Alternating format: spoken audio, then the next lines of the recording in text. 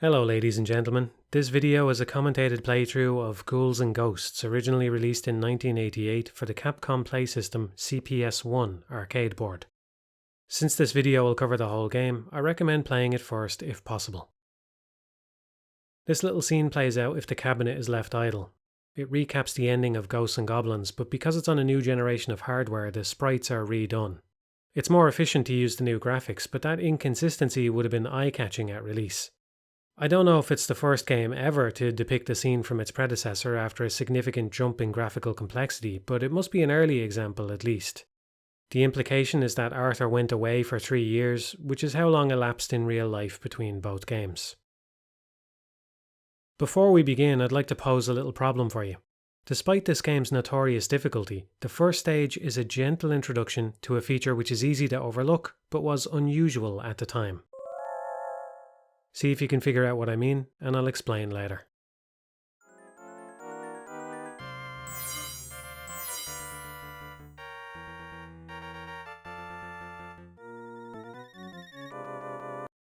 I'll start by demonstrating different weapons, but while that happens I'd like to talk about chests.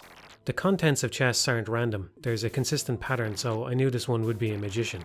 Likewise, Arthur's transformation into a duck or an old man isn't random either, it depends on whether he's wearing armour. The pattern for chests is also dependent on Arthur's armour state. If you have no armour, it will be magician, magician, weapon, armour, magician. Otherwise it will be magician, gold armour, weapon, gold armour, magician. When you have gold armour already, then armour drops are replaced by weapon drops. It sounds convoluted, but the first chest is always a trap, the third chest is always a weapon, and the fourth chest allows you to recover from damage. The counter resets at each checkpoint, and I'll be ignoring many chests if I don't want their contents, which is a solid argument for why those contents should probably be more dynamic. Setting that aside, the chests conflict with modern sensibilities in two ways. Firstly, the expected payoff is negative, since a player won't usually want to swap weapons. Secondly, assuming a player naively opens every chest, then the difficulty increases once Arthur has taken damage. Nowadays, designers tend to avoid negative expected payoffs out of fear that players will ignore such opportunities. Maybe that would be true for most games, but given how difficult this one is, I doubt that's really the case. After taking a hit, players desperately want to find the next suit of armour, so they keep opening chests, at least until they work out the pattern. There's also a widespread belief that struggling players ought to be given a reprieve, but if players sense that the odds tilt in their favour due to mistakes, then any sense of accomplishment is at risk. Back in 1988, ideas about game design were less entrenched, which probably made those unconventional decisions much easier. After just 90 seconds, we're past the first checkpoint. This forest entrance has a wind gimmick and an enemy type not seen elsewhere, occupying 20 seconds of this entire video.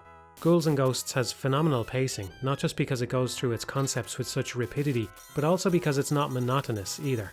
There's no exact formula, but each stage has roughly 3 distinct scenarios of varying intensity, presumably because equal difficulty at all times would be exhausting.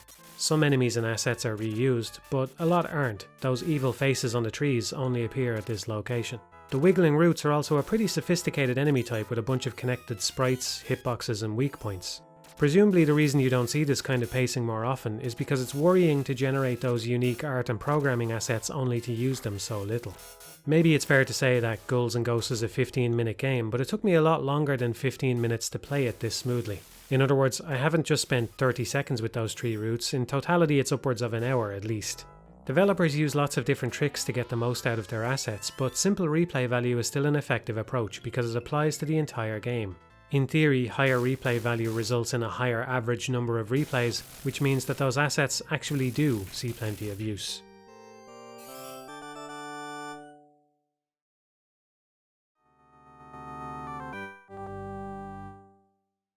Not all difficulty is created equally. In a moment we'll be at the rope bridge platforms, which is my least favourite section, and I doubt I'm alone in that sentiment. There's no indication of where the bridges will break, which might briefly be described as deceptive. For the uninitiated, it's bound to create a trial and error experience with practically unavoidable deaths. Of course, it fits the comedic tone, it's not completely without merit, but that laughter turns into frustration pretty easily. Even once you make it through, you're left with the burden of remembering where the pitfalls are for future reference. Visible but dynamically placed holes would have been a lot more enjoyable for subsequent playthroughs, and since this is such a replayable game, I think that should have been the priority instead. Right now it's memorable at least, but they'll be bitter memories for some. Red armor appeared before the first checkpoint in Ghosts and Goblins, so his delayed introduction here was probably a deliberate subversion of expectations. He was already infamous, and given his close proximity to the beginning of the original, he likely caused more player deaths than anything else. I think this is why he's sitting on a mountain of skulls. It's a joke playing off his reputation. One upside to having a bad weapon is you don't need to fear the contents of pots. That can make this fire bat section a lot easier. It may not surprise you to learn that pots are also not very random. Most will contain a score pickup, but every third one will be a weapon. Despite knowing that, it's not always possible to keep track of the count, because enemies can spawn and despawn off screen while holding a pot. Not all difficulty is created equally. Some strategic depth would be lost if weapons didn't drop from pots, but since weapons are often a hazard, I think I might just prefer if pots exploded instead. I also consider it a flaw that pots aren't visible during spawn animations, but apart from that, they're a valuable inclusion because they keep you on your toes. Just remember, when in doubt, you can always behave as if the pot will contain a bad weapon. The telltale sign of an experienced gobshite is running away from pots before they break open.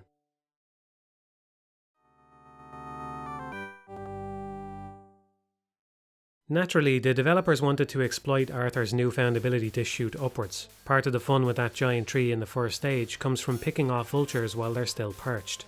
That set piece also trains players for this moment now. Since you're stuck on an elevator moving upwards at a fixed rate, it feels surprisingly like a shoot 'em up. Maybe this is even an early example of one game referencing another, because the flying goblins act suspiciously like aliens from Galaga. Even the sound effect as they dive bomb is pretty similar. If you struggle with this part, my advice would be not to jump unless it's necessary. That's a pretty good guideline in general. Not everyone is going to enjoy the flavour of Arthur's rigid jumps, but there's an unfortunate tendency to imagine anything which constrains the player in an older game must be a result of technological limitations.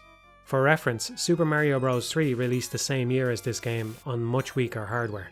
Arthur's jumps are a deliberate choice, with its own pros and cons, but the most important benefit is that you can freely aim your attacks in mid-air without affecting your jump trajectory. The dagger clone magic shows that another limitation is not technological. Up to 6 daggers can be on screen at once, even though the usual limit is 3. In fact, the engine handles an even more complicated scenario gracefully. If you create a clone, then pick up another weapon, the clone isn't prematurely dismissed, meaning you can briefly fire 2 different types of projectile. That proves the projectile limit could have been raised if they had been willing to replace the clone magic with something less computationally intensive. A mechanic being intentional doesn't prove it's a good idea. The vertical spread on daggers makes them less than ideal for combating these flying scorpions. Not the first time I've complained about random spread on daggers. Still, when something is done on purpose, it's worth considering the upsides. Maybe that spread balances them out a bit and also makes them more unique. There's no narrative justification why Arthur would only be able to throw 2 lances at a time, so some players may find it difficult to accept such a counterintuitive limitation, but then again, there's also no justification why he has an infinite number of projectiles to begin with.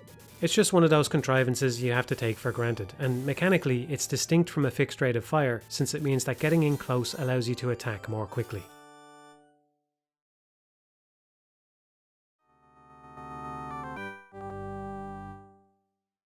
Even when things are going well, it's a good idea to spawn chests.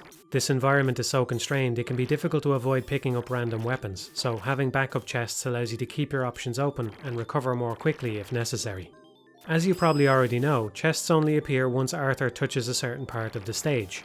The act of going to point A so a chest spawns at point B is not something I take issue with. If anything, it's a nice way to get a little more usage out of the terrain. I dislike that the spawn triggers are invisible though. There's no way to discover them other than trial and error.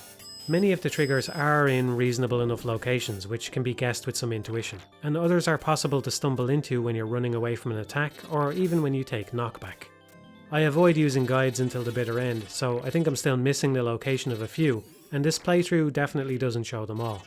In an arcade context, hidden triggers might be more fun. If you are waiting in line behind a suave-looking redhead in a stylish Hawaiian shirt who's playing Ghouls and Ghosts at a level you didn't even know was possible, you might learn the location of a few chests. There's communal enjoyment to that personal sharing of knowledge which the detachment of the internet can't quite replicate. Depending on the game, secrets can provide nice moments of revelation, but I take issue with them here because the implementation runs counter to the appeal. Once you get comfortable, there's a lot of fun to be had just booting this game up for a quick playthrough every once in a while. While you're struggling to complete stages for the first time, those secrets increase the enjoyment somewhat. They make it so that even if you're playing a stage repeatedly, you're gradually learning new things along the way, helping to keep it fresh. I just think, for these types of games, secrets should be easier to remember. If you leave it too long between sessions, you're likely to forget the triggers for some chests, which leaves you in the unenviable position of knowing there are more chests, but not knowing where they are.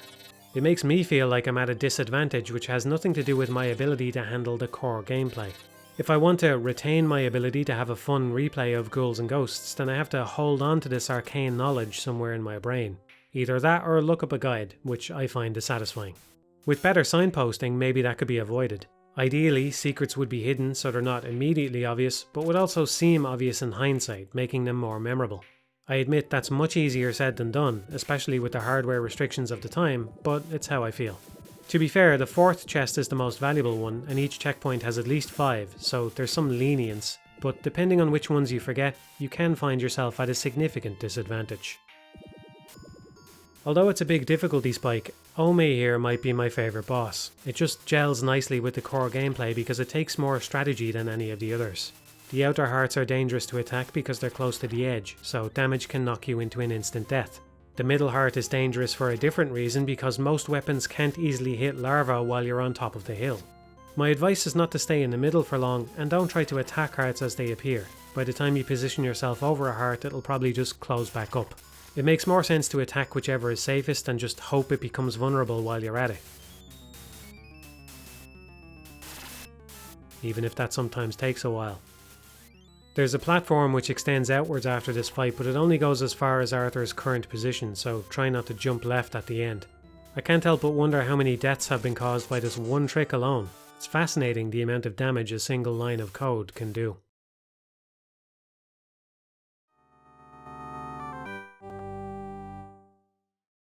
Getting better at a game means you sometimes change your opinion about what's actually the hardest part.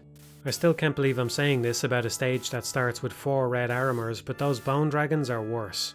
Of course, it's the combination of the two which is really devious, but at least taking damage will allow me to show you that you really can defeat all these red armors with just the lance.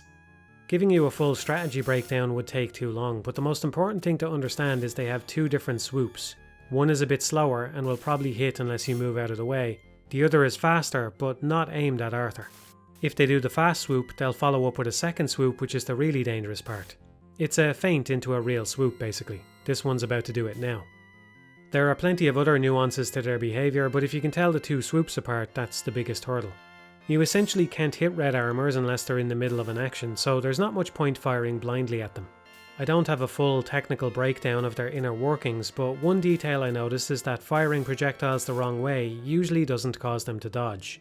In other words, it's not a naive input read just checking whether the attack button was pressed. It's a bit more sophisticated than that at least. Still, the result is a superhuman reaction, which is maybe believable for a demon like Red Armor, but could be frustrating all the same. Despite this, they're not unfair. It just means there are moments where you can hit them and moments where you can't. Once you accept that and stop trying to hit them with stray shots, they become a lot easier to deal with. Admittedly, that could have been communicated better. If it was my game, I might have made them ghosts, which appear intangible unless they're attacking, but I hesitate because something tells me that design would be a lot less popular than the red armor we all know and love to hate. Maybe now's a good time to talk about fairness in general. Some people believe this game to be unfair, so it's worth asking, is it? The honest answer is I don't know, because it would be arduous, if not impossible, to figure it out. For the purposes of this discussion, what I mean by fair is this. Given the starting conditions, is it possible for a highly skilled human player to always beat the game on a single credit? It's easy to imagine games which are provably fair. Most rhythm games would probably fall into that category. Since the sequence of expected inputs is static, a player only needs to perfectly complete that sequence once in order to show its fairness. Conversely, there are types of solitaire where a certain percentage of draws are not winnable. Those draws are obviously unfair. Many games exist in some middle state where the fairness is unknown and possibly even unknowable. I think of this unclear level of fairness as fuzzy fairness. For Ghouls'n, Arthur only has invincibility while casting magic, which locks him in place anyway, and there's a lot of dynamic elements such as enemy spawn points, pots and behaviours. I think these factors make it quite hard to assess, putting it firmly into the fuzzy fairness category. It may not be possible to provide a definite answer, so you need to rely on intuition. With that in mind, here's my opinion. It's probably not 100% possible to consistently avoid damage on every playthrough. Depending on where that damage happens, it may also lead to an unavoidable death. That said, this playthrough uses the harshest difficulty, the lowest starting life count, and the least generous score thresholds for extra lives. To the best of my knowledge, it's as hard as you can possibly tune it, and even under these conditions, I believe a sufficiently skilled player could fully beat the game on a single credit every time. Keep in mind I don't mean deathless, just a 1 credit clear. Knowledge plays a pretty big role there. For example, knowing that weapons can't drop consecutively from pots would increase your win percentage. Weapon drops are likely the biggest impediment to a 1 credit clear, since picking up a bad weapon is a consequence which persists after death. This is why I'm not fond of that system. It's just so counterintuitive that a weapon drop is the most dangerous object. Maybe a master gobshite can only win 99% of the time, but whatever the guaranteed failure rate is, it's probably a lot smaller than most players would think. I'm convinced there are solitaire variants which are considerably less fair than this game. Even if you believe me, fairness alone doesn't generate enjoyment. The main reason I think people get frustrated with this series is because Arthur's restrictions often result in a delay between making a mistake and getting punished for it. If you were using punishment to train an animal not to bite, you wouldn't wait 10 minutes after a bite to punish them because the two events would be less clearly linked. That principle also applies to games. The more tightly bound failure and punishment are, the more easily players learn. Game designers absorbed this lesson a long time ago, so that delay tends to be avoided, but it's obvious not all systems can be like that. The next hit I take is in a minute during the Beelzebub fight. I jump to the left and land on top of a projectile. The damage occurs when Arthur makes contact with the projectile, but the inflection point is when Arthur's feet leave the floor, because that's the instant when a hit is guaranteed. This amounts to only about a second between mistake and punishment, but a second is longer than many action games since they tend to have invincibility frames, or something you can use to escape damage right before it happens. In this series, the delay can be several seconds instead. The reason I don't consider this a flaw is because you wouldn't be able to derive the same satisfaction from playing well if it worked differently. Being one step ahead of your enemies is the point, so I'm just not convinced it could be done any other way. Hopefully it goes without saying that some of my favourite action games operate on a different paradigm. One isn't inherently better than the other, but I think there's a danger if game designers always see frustration as a problem to be solved. When we talk about a game being challenging, we usually mean that it takes more skill or intellect than average, but games can be challenging in another way, challenging to appreciate. If games only ever placate players by trying to ease every frustration, then we run the risk of losing out on valuable experiences.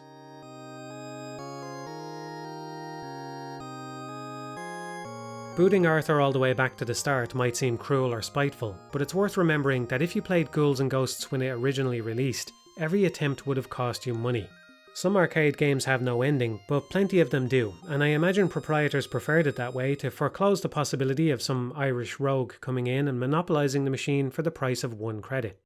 If there was no second loop, then we'd already be finished. In other words, once you mastered Ghouls'n, the second loop gave you more value for your money.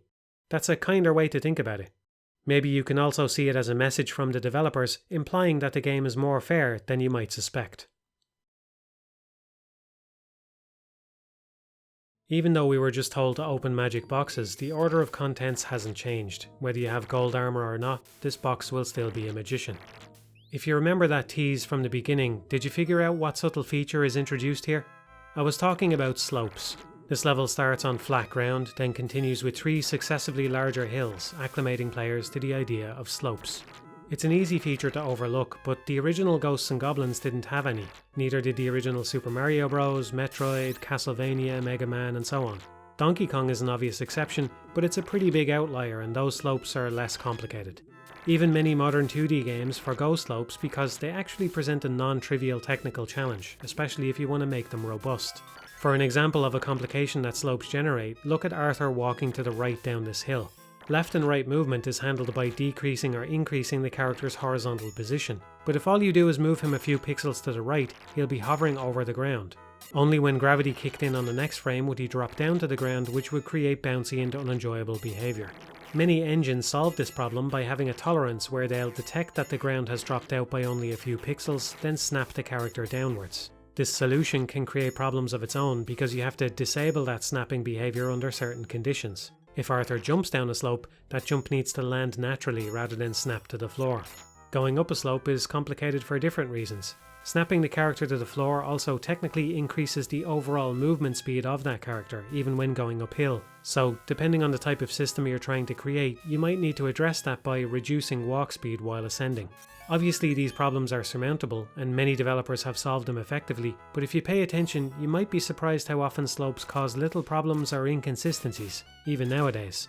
Just in case you think I'm overemphasizing the relevance of slopes here, you should know that the Mega Drive port was handled by Yuji Naka, programmer for the original Sonic the Hedgehog. He said that he found this game fascinating and requested that port job partly because he wanted to study how the slopes were implemented. The knowledge he gained while porting it led directly to the slopes of Sonic. As long as a game is fun, it doesn't need slopes, but Ghouls' Ghosts makes brilliant use of them. If you pay attention to this aspect on the second loop, I think you'll agree. Even the simple hills of this stage allow skeletons to close distance before entering horizontal attack range. This also gives the disc and torch extra utility in certain places.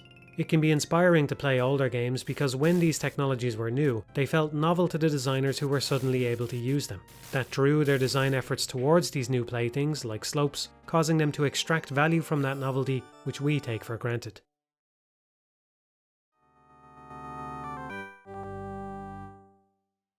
There aren't any new enemy types in the second loop, so we've already seen them all.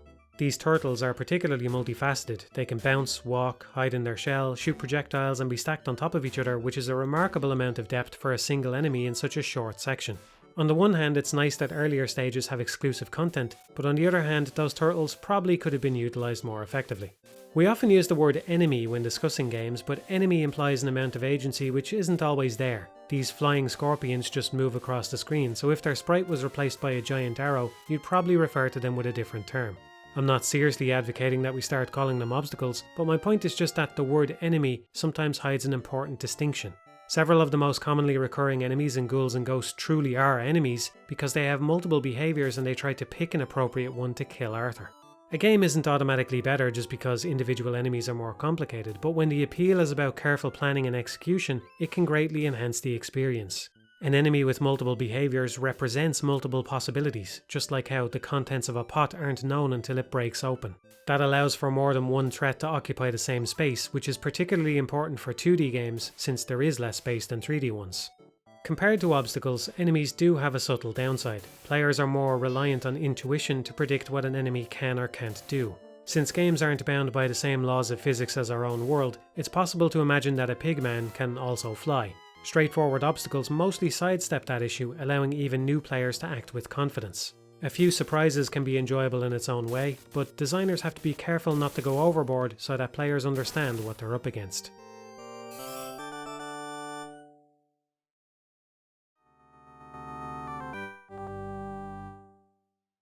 Getting hit by the fire bats a minute ago is the worst mistake in this playthrough because it meant I didn't have gold armor for the start of this stage. The exclusive weapon for the second loop is called the Psycho Cannon, and it's unique in a couple of ways. Instead of having a magic attack, the projectile gets upgraded as long as you have gold armor. That upgrade causes it to travel further and faster, destroying any projectiles it makes contact with. The increased range makes it possible to hit these flying goblins without jumping, while also blocking their projectiles, making it much more safe. Getting hit here would have been a huge setback, but thankfully I was able to recover. The Psycho Cannon has a couple of downsides. Its enormous hitbox is sometimes useful, but makes it easier to accidentally hit terrain instead of an enemy. There's also a slight delay between pressing the attack button and the projectile coming out, which leaves you vulnerable. It takes some adjustment, but for the most part the Psycho Cannon is an upgrade which makes the second loop easier. At close range it does much more damage than other weapons, which makes it great at killing bosses. When it goes well, the second loop can even feel like a victory lap, so if you manage to beat Beelzebub, I strongly encourage you to go for a 2-loop playthrough.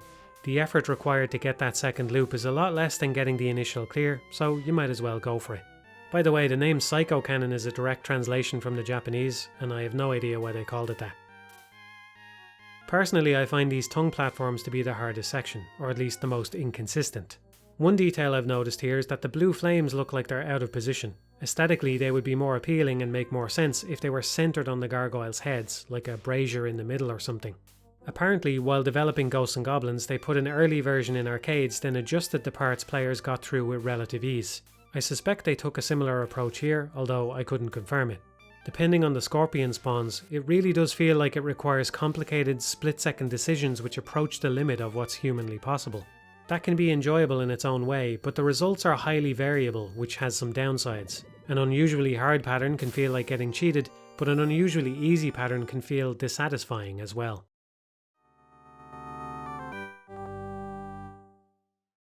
According to an interview with Tokuro Fujiwara, they didn't want to use zombies again for this game because in the intervening years, zombies had appeared in too many other games. That's pretty funny when you remember that Fujiwara would go on to be the general producer of the first Resident Evil, helping to shepherd that franchise into existence. If we assume that the initial uptick in zombie games was partly attributable to the popularity of Ghosts and Goblins, then Fujiwara's influence is possibly responsible for the creation of more in-game zombies than anyone else.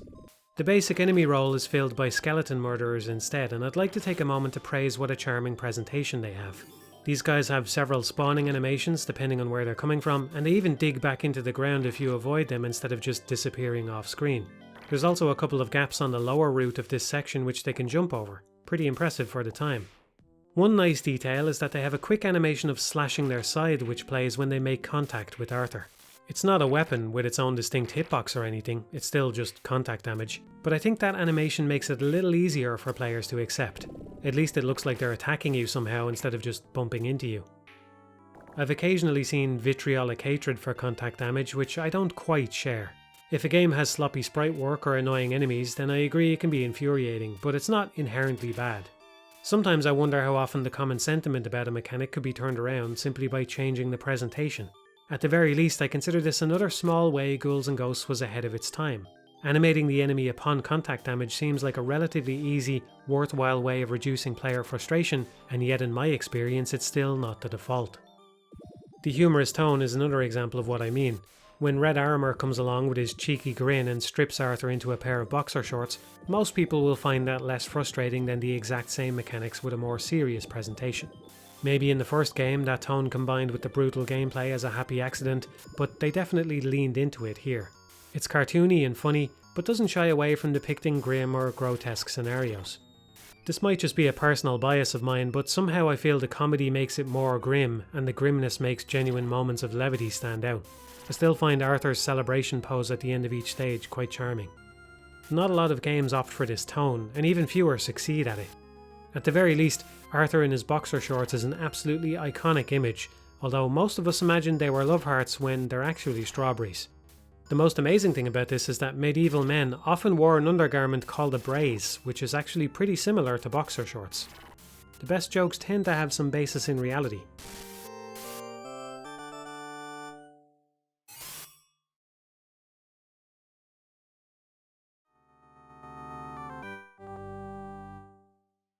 If you complete this stage without the Psycho Cannon again, you get sent back to this checkpoint. That process can be repeated, so the ideal scoring strategy is just to replay this one stage over and over again by deliberately leaving the Psycho Cannon behind. Scoring systems are one of those things where the theoretical limits really matter. This is enough to invalidate any interest I might have had in playing for score, but in my experience many scoring systems have some fatal flaw. Even without this loophole, it probably wouldn't have been a good score attack game. There's no time bonus, so the ideal strategy would involve running down the clock on each checkpoint to farm points. There's also no life bonus, so you'd be incentivized to die repeatedly in the highest scoring area. Both of those bonuses are conventions to guard against such behaviour. Still, the scoring system isn't totally worthless. It offers bonus lives at various milestones which can extend your playtime if you're struggling. Since many people struggle with this game, and probably not a lot of them would think to intentionally repeat the final stage, if you come across a cabinet in the wild, you can probably top the leaderboard just by looping this stage a couple of times. I won't be demonstrating that in this video, so if you want to see it for yourself, you know what to do. If you're careless, maybe it'll just happen by accident. For example, maybe a flying goblin will drop a pot into the Beelzebub arena, and maybe that pot will have a sword, and maybe Beelzebub will knock you into the sword as he dies. That's just one of the many ghoulish things that can happen if you have a low luck stat. Nowadays, if tragedy strikes, you can just rewind it away. Currently, the most readily available version of this game is in the Capcom Arcade Stadium collection, which includes the ability to rewind. At the time Ghouls and Ghosts was made, there may not have been a single person on the planet who anticipated that future ports of contemporary games would automatically store hundreds of snapshots for the luxury of going back in time. In retrospect, these outcomes always seem predictable, but it would probably sound like alien technology back then. There's a few reasons not to like it. To me it seems disrespectful of the original creator's intent, and I worry it creates a negative feedback loop where players cultivate less tolerance for certain styles of design. Ultimately, the more important concern is that rewind can hurt your ability as a player to appreciate a game. It's particularly detrimental to this series because if you just rewind until before you took damage and use your foreknowledge to avoid it, you're skipping over the most compelling aspect of play. It's not about foreknowledge, it's about foresight. Rather than rewinding the simulation when you fail, you should be simulating ahead while you're playing. Rewind as a concept puts emphasis on the idea of finishing a game, as though that's the point. That's only true in a superficial way, because games aren't a chore you trudge through just to see all the content, they're meant to be enjoyed on a moment-to-moment basis. If you pay attention to your experience, I think you'll notice that you have a better time if you don't rewind. We're coming up on the ending now, and these boss fights will be over quick, so there's not much I can say about them. Beelzebub is fun, although playing it safe can drag out the fight a bit too much. Lucifer is appropriately imposing since he takes up the whole screen, but also feels a little like a missed opportunity. It's the only place in the whole game where the player is guaranteed to have a specific weapon, so maybe it could have been designed around the Psycho Cannon more. Regardless, I have a fondness for content which is tucked away at the end of an ordeal for only the most dedicated players.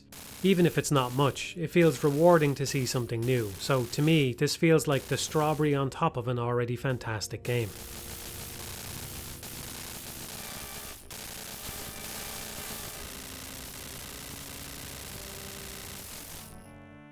Rather than talk over this part, I'll just read the ending text, for posterity.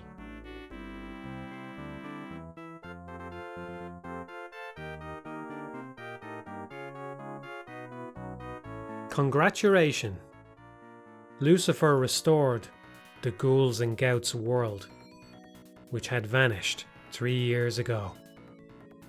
Arthur has finally defeated Lucifer, who was enjoying the reputation of the strongest in the world. Arthur had known at the time, when he defeated the demon, that the Ghouls'n world would be restored someday. He prepared for the enemy by improving weapons and giving magic power to each weapon. If it had not been for the magic power, even Arthur could have been defeated long before he reached Lucifer. On top of the magic power, Arthur obtained the Psycho Cannon from Saint Michael. Then, after a dreadful battle, he finally defeated Lucifer. People's souls, which had been capillared in Lucifer's body, were released, and the Princess of Hus was revived. The earth has been restored to its peaceful self, thanks to Knight Arthur. However, there is no reason the Ghouls'n world will not be restored by someone someday. Is Arthur's battle truly over? That was Ghouls'n. I try not to be hyperbolic, but when I think about this game I'm overcome with admiration, so I'll just say it. If a better game released in the 1980s, I don't know it. Many games from that period are more influential or important to the history of the medium, but none are more enjoyable to me than this one. I think it demonstrates a masterful level of game design which is still rare to see almost 40 years later. To say it was ahead of its time is an understatement. Granted, the core concept of a clunky knight in a world hell-bent on his destruction goes back to the original, so in that sense this game is mostly a refinement. But as far as refinements go, it's an astonishing step forward.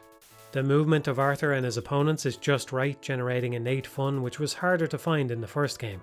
Hardware advances allowed for new hazards and scenarios which offer immense variety and never overstay their welcome. While I hope this video has been entertaining, watching this game alone doesn't do it justice. You have to play it to understand how engaging it is on a moment-to-moment basis. I sincerely hope you'll give it a try if you haven't already, and I hope you'll approach it with the open-mindedness that a game of this quality deserves.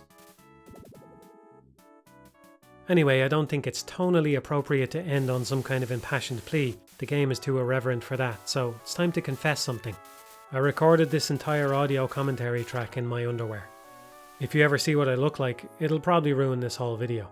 Still, I have a full beard right now, a tendency to furrow my eyebrows, and I sometimes feel like I'm up against impossible odds. So if you want to picture this as an art or cosplay, then I hope you're not too far off. Before we wrap up, one final piece of trivia. The supposedly ideal bust, waist, hip measurements for an hourglass body shape in centimeters is 90, 60, 90.